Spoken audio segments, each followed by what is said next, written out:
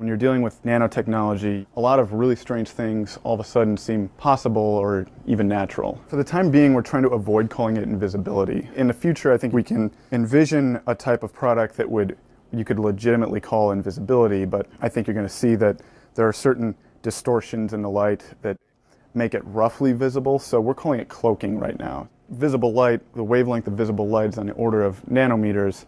Nanoparticles are on the right scale to sort of interact with that and manipulate it. In principle, it's actually possible to get an object that will guide light around itself.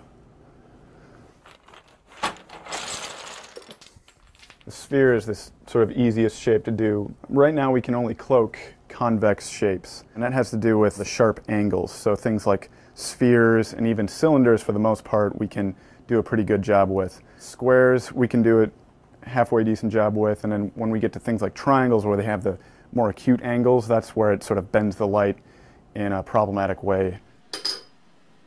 A lot of other research groups have tried to build three-dimensional structures that can do this sort of light guiding, but working with nanoparticles, we prefer to use self-assembly.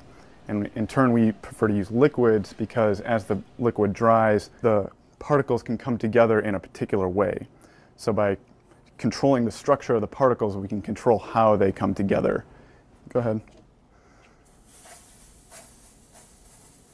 Now it's important to get the droplet size right since this is sort of a surface area effect, so that's why we're using this atomizer. Of course, it takes a while for the students to get the technique down.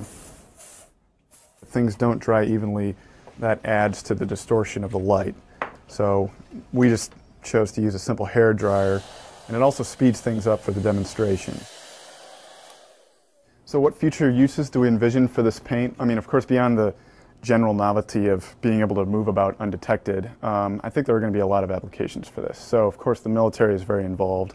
Invisible buildings and invisible vehicles. We provide new ideas, and it's society that decides, how new technologies will be used. Because, of course, we envision this being used on the skin. We want everything to be safe. If this stuff gets onto the wrong hands, reverse engineered by people who wish to do harm. I mean, it sounds like a movie or something, but that's the kind of thing I think that keeps me up at night a little bit. Well, basically, the words would be too great to say teleportation, but in a way, the broken key has disappeared from the current location and it showed up in a different ion chamber